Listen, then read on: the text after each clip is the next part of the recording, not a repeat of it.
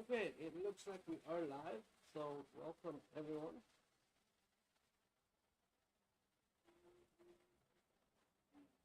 I'm very small on this screen.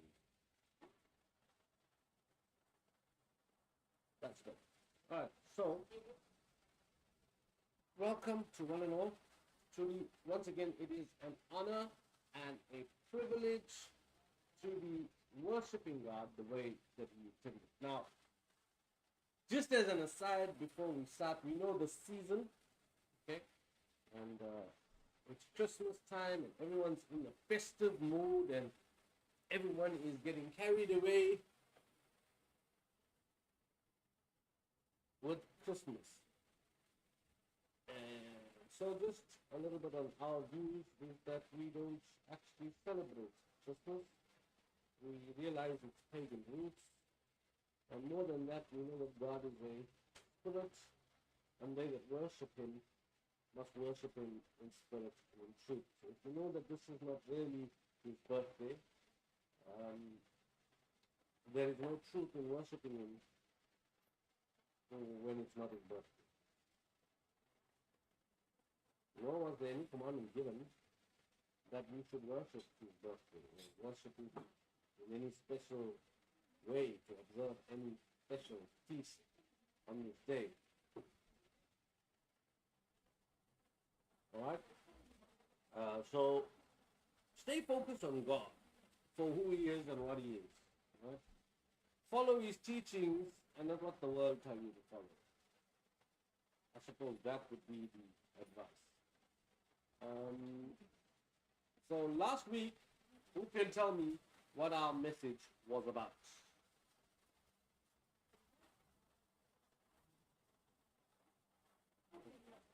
The proof is in the pudding, correct. The proof being in the pudding. How you shall know people, how you shall know others, how you shall know yourself. By your fruits. Do you imitate your master? That is what a disciple is. A disciple ought to imitate the master. Do you see the character of the master reflected in your life? It was an exam that we needed to take for ourselves.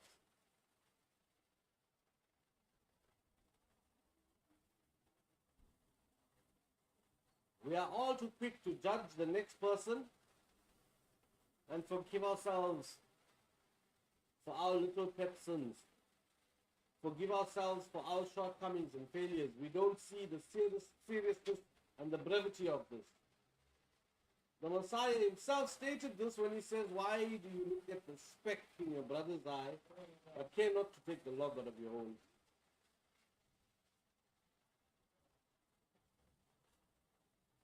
See, that's an attitude that we should reflect, but we don't see that in the modern day believer.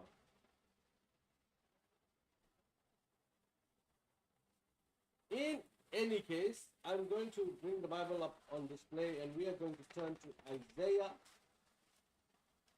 chapter 2.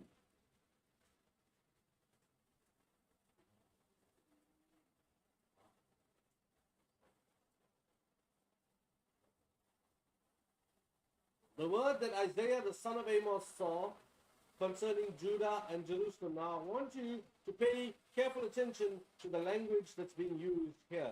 Right? It says, and it shall come to pass. What does that immediately after that say? This is not current, it's going to be. It's in the future. It shall come to pass when? In the last days. Okay? So, the very first part of it tells you the vision that God gave Isaiah. He was telling him, this is not a vision for now. This is a vision for the last days. It's going to happen. You are seeing the future. So what's going to happen in the last days? That the mountain of the Lord's house shall be established in the top of the mountains and shall be exalted above the hills, and all nations shall flow unto it.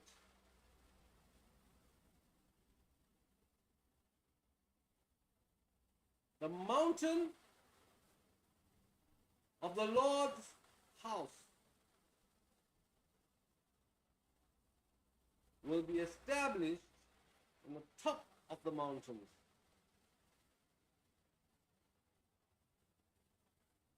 And it shall be exalted above the hills,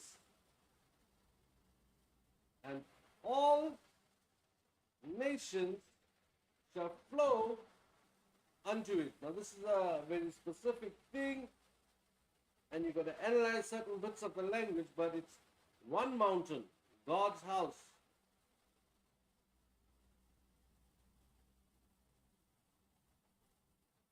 One mountain of the Lord's house is going to be established on the top of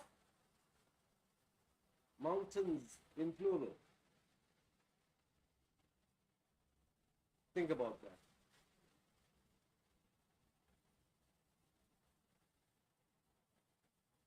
And when it further delineates what it's talking about, it says, it shall be exalted above the hills, but all nations shall flow unto it.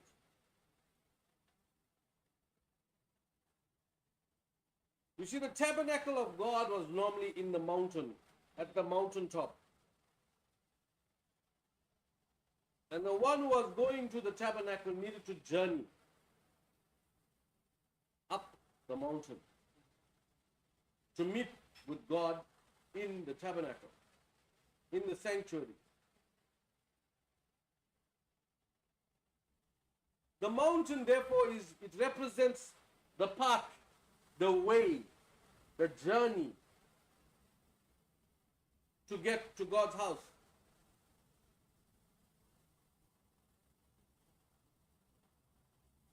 There is one way.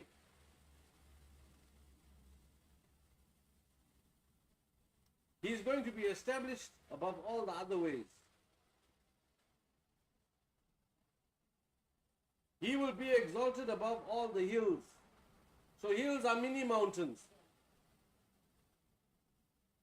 And he says that every single nation will flow unto it.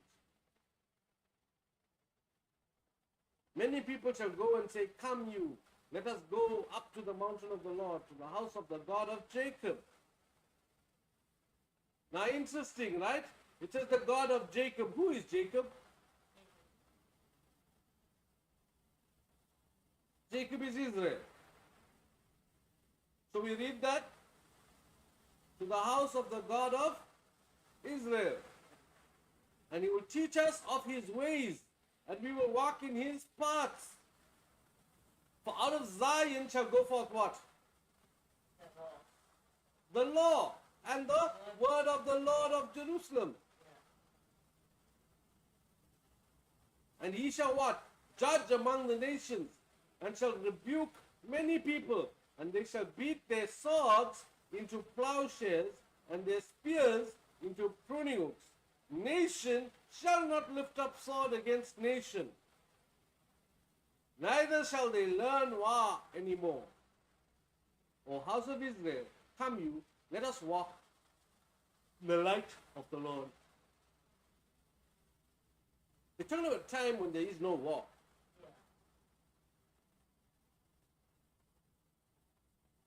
Nations don't learn war anymore because they have peace with everyone. They turn their swords into plowshares, their spears into pruning hooks to farm the land.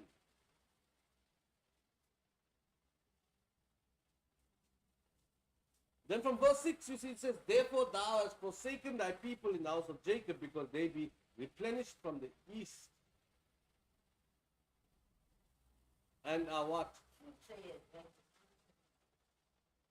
And they do what? They please themselves in the children of strangers.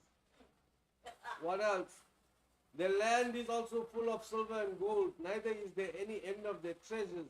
The land is also full of horses, neither is there any end of their chariots. The land is full of idols. They worship the work of their own hands, which their own fingers have made. They worship their own creation. The mean man bows down and the great man humbles himself. Therefore forgive them not.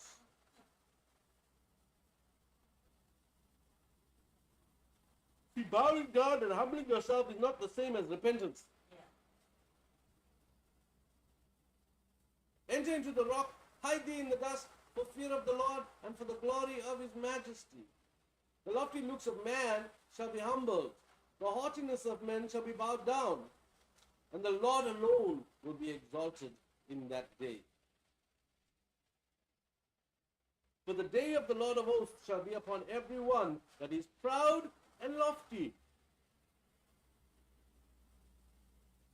and upon every one that is lifted up, and he shall be brought low, and upon all the cedars of Lebanon that are high and lifted up, and upon all the oaks of Bashan, and upon all the high mountains, and upon all the hills that are lifted up, and upon every high tower, and every fenced wall, and upon all the ships of Tarshish, and upon all pleasant pictures, and the loftiness of man shall be bowed down, the haughtiness of men shall be made low, and the Lord alone shall be exalted in that day. Look at verse 11 and look at verse 17.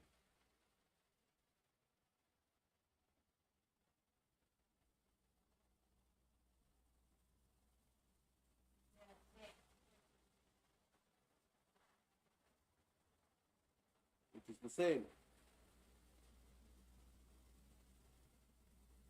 These verses are 7 verses apart. One is verse 11, one is verse 17.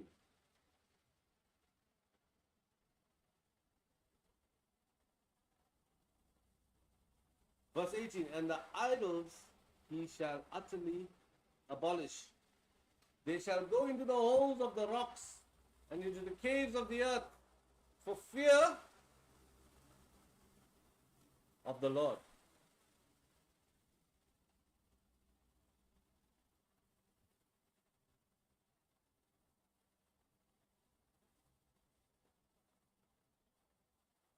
And for the glory of his majesty. When he ariseth to do what? He ariseth to shake terribly the earth.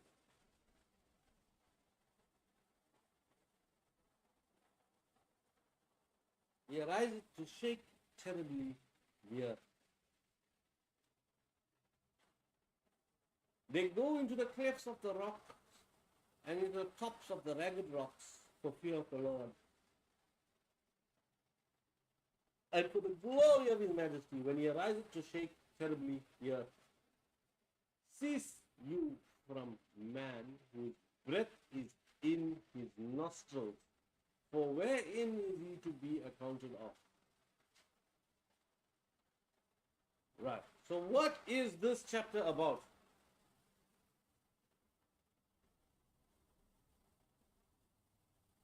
Idol worship. And man turned to make himself God. It is the progression of man's self-worth. Yeah. We are in those last days. The accomplishments, the things that man builds by his own hands, he wants to be proud of. Yeah. The latest creation, the latest big innovation, the latest big invention. Man lifts himself up. Oh, we traveled to the moon. Yeah. Man lifts himself. We were able to build this wonderful marvel.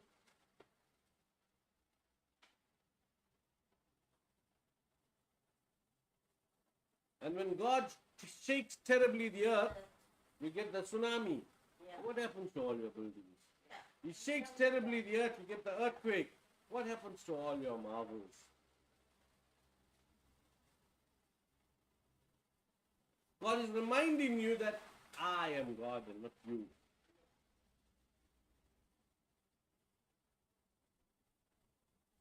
Can we see this in the world today? Can we see these things happening? Is this proof we are in the last days?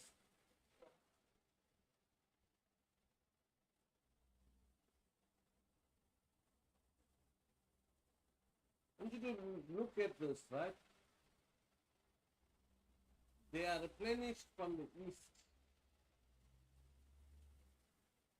Is not the east a major provider for the world now? They are soothsayers like the Philistines. Aren't we so concerned about what is going to happen. We are looking into space to see when meteors are going to hit us. We are looking into weather patterns to see how the weathers are going to be. We are looking at forecasting when there's going to be an earthquake, when there's going to be a tsunami, when there's going to be a hurricane, when there's going to be a cyclone. We want early warning systems.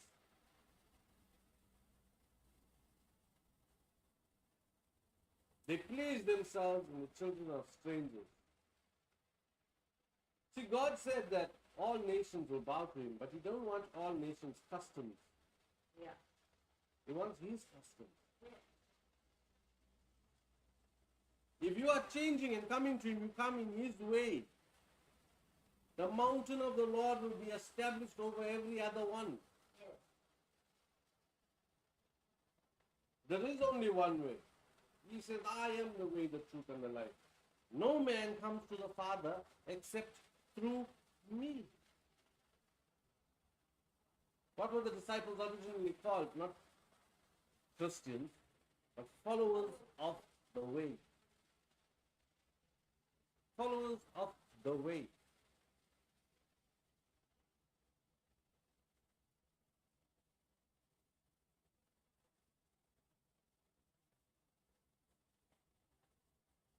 So,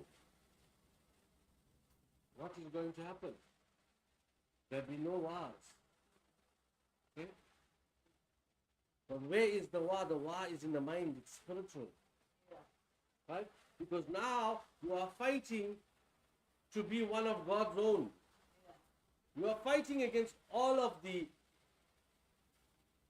idol worship and the pagan worship and everything that has crept in from all the different strangers that we have brought in. But we did what? We didn't bring the stranger in and make the stranger conform to the ways of God. We picked and assimilated the stranger's ways.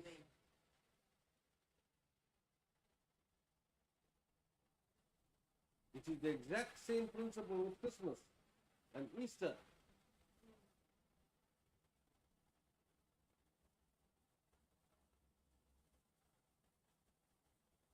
It says their land also is full of silver and gold. Neither is there any end to their treasures. And their land is also full of horses. Neither is there any end to their chariots. If you look at a mainstream town, if you are Isaiah, looking at a first world city, how would you describe it? With all the cars on the highway, with all the high-rise buildings, how would you describe it? If you have not seen all of those things. Their land is also full of silver and gold. Neither is there any end of their treasures. Their land is also full of horses. Neither is there any end of their chariots. Their land is also full of idols. They worship the work of their own hands, which their own fingers have made. The mean man bows down and the great man humbles himself. Therefore, forgive them not. So go into the rocks and hide yourself.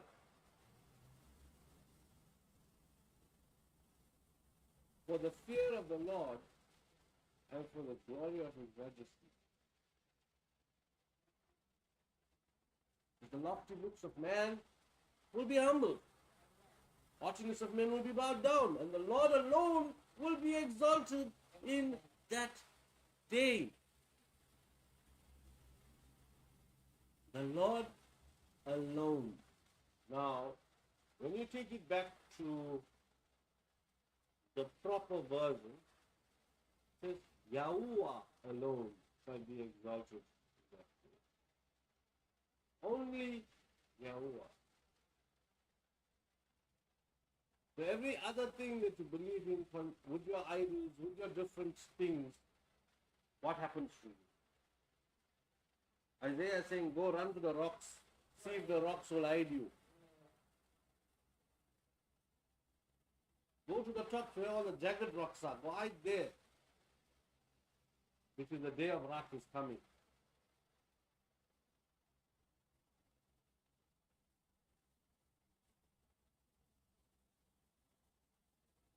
need to be ready. You need to watch your P's and Q's. You need to be so certain and so sure that you are God's and God is yours.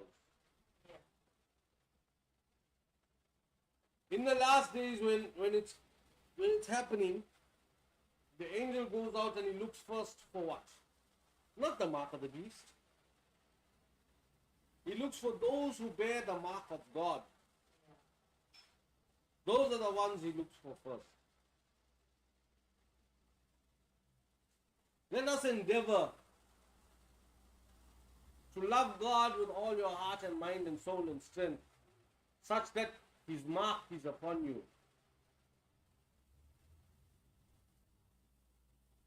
So that you will be with him in the rapture. So that you will march down on a white horse with him when he comes again. Because the world doesn't get it yet. But when he comes again, he's not coming with the mercy.